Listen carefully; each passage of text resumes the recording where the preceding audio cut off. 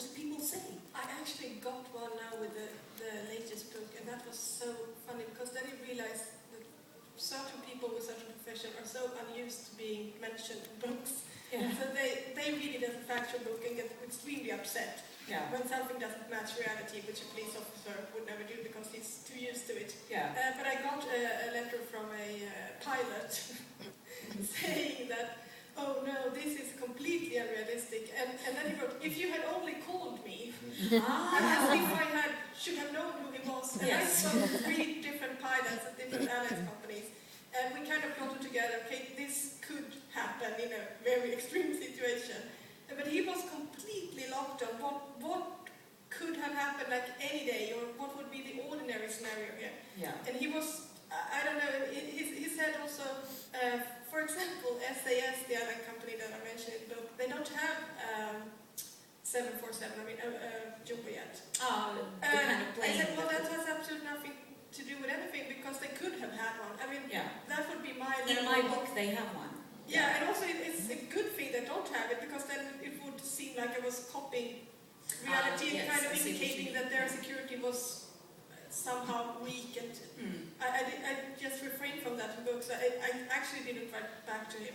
But he started just like you said, I loved all your other books, but this one was really surprising. And it was so much fun, because a police officer would never write that kind of letter to me. No, never. No. How about you, Varg? Yeah, I got some mails. Yeah. What do they say? No, the funny thing is, it's never about police work, never about forensic, never at all. I never heard about it. I think I had 2 mails. One was, because in my books, one of them, I had a doctor running in the corridor at a hospital. And I always thought that doctors had civilian clothes under and a white... And the robe above, Because that's what I thought it was. Yeah. And I wrote that. Yeah. And he said, it's never like that. They're not allowed to have their civilian clothes. I'm sorry. And there was another... I used to be a sailor in the Navy, so I should know everything about boats and ships and everything. And in one book I had, I have no idea what this is in English, but flagspel, which is... if you have the mast and all the small flags. Roll small flags on a ship or set. Yeah. And you always say flagspel. Yes. But that's not the correct term. Because it's some, I can't remember it. No, it's called something else. And he was so upset how me, as a Navy officer, used the word flagspel, because that's the flagspel you don't use. Yeah, and that's what us commoners say. Yeah. I think but how did he know about your background as a sailor? I think I told everyone. Yeah. Everywhere. It's on the internet. It's on the internet. Yeah. I should do my homework. Would you get... I read somewhere that you had the nasty version, Peter, of I'm sure you get lots of lovely emails and phone calls too, but that you had someone almost stalking you, a reader. Is that... Would you call it a stalker or whatever? Yeah. It was an uncomfortable situation, at least. No, I still have. Oh, okay. It's been going on for 10 years. In fact, my latest book in England, Not Dead Yet, it's about stalking. And this started because I do a lot of talks. I love independent bookstores and libraries, so I do a lot of talks in support of them in the UK. Yeah. And about 10 years ago, I saw this woman, which I'm looking to see if you're here now. She was sitting in the audience, and she kept smiling at me like she knew me, and I thought she'd come up at the end and say hi and maybe buy a book. And she vanished. And then 2 weeks later, I was down in Bristol, and I saw this one. She looks just like that woman in Glasgow. And then another 10 days later, I was in Essex, and there she is again. And this went on for a year and a half. And she never said anything. No, then she started emailing me saying, "Dear Peter, I thought you looked really nice in that black t-shirt, and I like the way you smiled at me." And this went on. Then she started buying the same book over and over again at each talk I did. It was great. She helped me get the bestsellers. Yeah. My biggest customer. And then she was emailing me 5 to 20 times a day. And then she sent me her Peter James collection, which was every book I'd ever written, wall to ceiling, photographs taken with a long lens. And that's when we went to the police. Yeah. They said, "We can't do anything unless she kills you." And you said, "I gave you a police car. What seems to be the problem?" Yeah. And are you married to her? Yeah. She's not even good looking. But then what happened was, I'm sure both Varg and Kristina, when you do signings, sometimes you don't recognize people. Like a police officer, and he's not in uniform, or something. And this woman, suddenly this is about 3 years ago, she's standing in the queue and she's changed her hairstyle. And I said, what name do you like? She said, mine! Storms off, and I get a 10,000 word email. I've been your #1 fan for 8 years, I can't believe you didn't recognize me. And then last year, We're Not Dead Yet, which is the book about stalking, came out. I'm sitting doing a signing, and suddenly goes slap! And I look up, and she's standing there, she says, I've decided to forgive you. Thank you. Yeah. Yes. Nice to have you back in my life. Yes. We will be ringing the Essex police, no, the Sussex police, is it? Yes. And have them do something about this, yeah. I was thinking, with the details and everything, if I put myself only in the position of a reader, I think I agree much with what you're saying and Kristina's take. As long as I think this could be true, then I'm there. That's fine.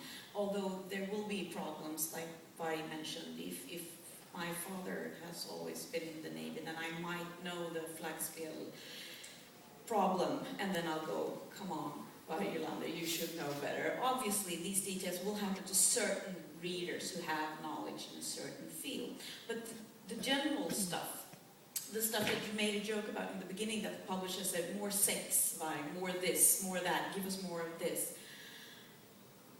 That's where it gets tricky, because you need to be plausible or credible, or call it whatever you like, with everything. And we're not talking about detailed knowledge in the sex scenes. That's not where I'm getting with this. But that's another seminar, right? It's in another. It's in K2. No, but are there are there subjects that you feel that this could never? I mean, I'll never write about this because I simply can't put myself in a situation where I would have to study this or do research about that. Are there limits to what we would be interested in writing about? What about you, Peter? I don't think there's anything that is off limits for a writer to write about. The writers need to explore society. Personally, I'm not interested in writing about paedophile. No. I'm interested, I've written about snuff movie too, and that fascinated me. But there's something about paedophile that I just inherently don't like. And I don't think I would write sympathetically about it, because it would make me too angry. Yeah. And what about you, Kristina? I agree. I don't think that subject is really off limits. It's just that, well, pedophilia is one subject that I wouldn't go too close to, because it would be also difficult to write a book that, if I say I write to entertain people, that sounds really weird if I would write about pedophilia.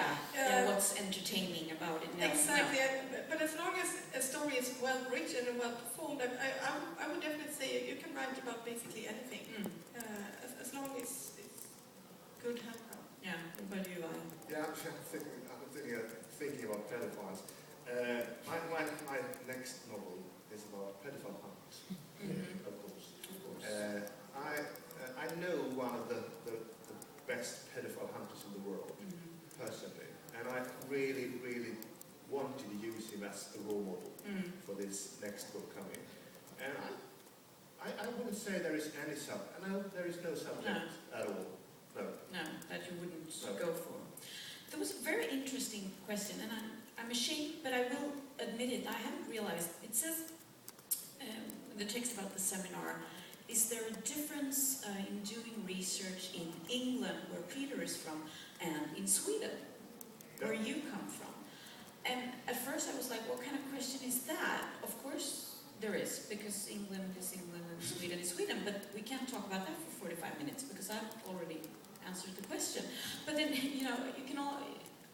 I can imagine there are certain types of research that one can do anywhere today. You just need a computer and go out online for that kind of research. But do you think there's a difference in how easy, accessible archives are, maybe things like that?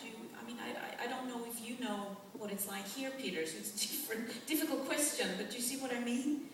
I get asked all the time by new and up-and-coming writers, how do I develop a relationship with the police.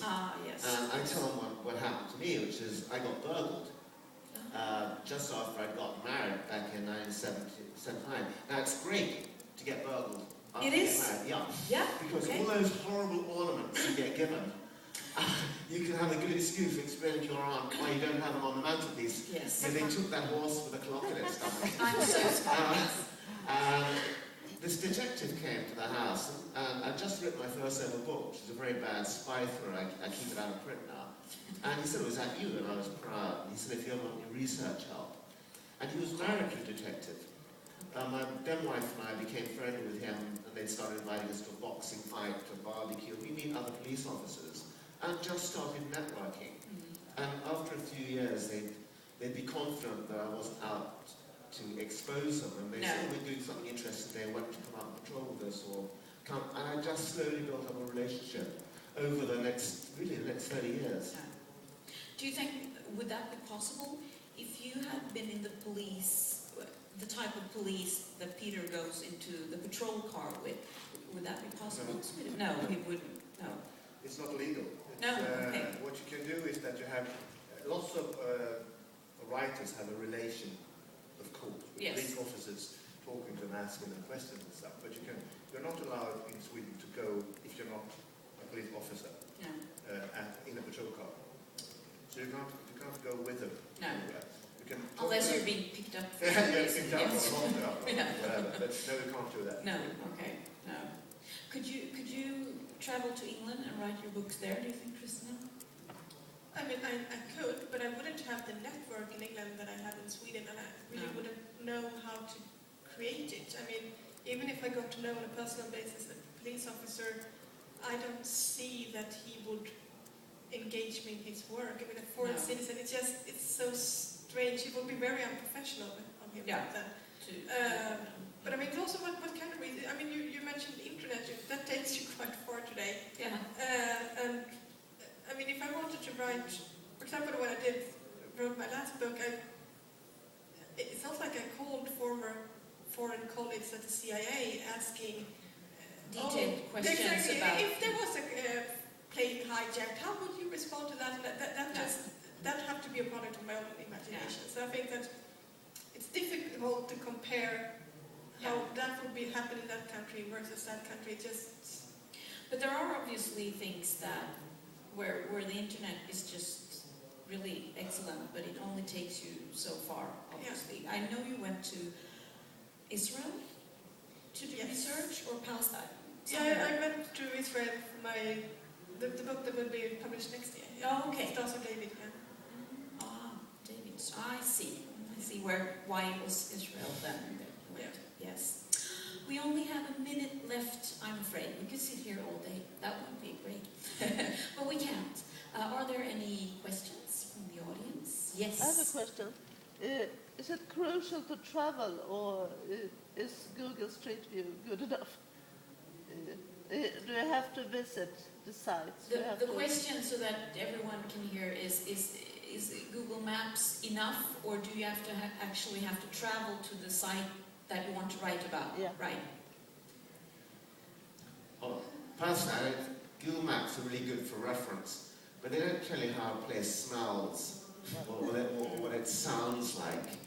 And you know, to me, you'd never get. I would never write about a place I have not been to.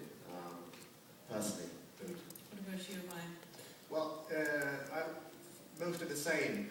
My places in the books are not located in a special place, so I can just make it up. Yeah. But of course, if you're going to write about Stockholm City, you have to actually be there. Yes. Yeah, I think so. Yeah, I do think so. Yeah. So if you have a character going to San Francisco, then you actually have to travel to San Francisco. I think in my second ever book, which I also keep out of print now, I had a character in Namibia, and I made that up from maps and talking to people. And when the book came out, I felt I had cheated my readers. Okay. That I'd been dishonest in writing about something I hadn't experienced. So you didn't feel good about? Yeah. Okay, thank you. Thank you so much, all three of you, for coming here today. Thank you for listening.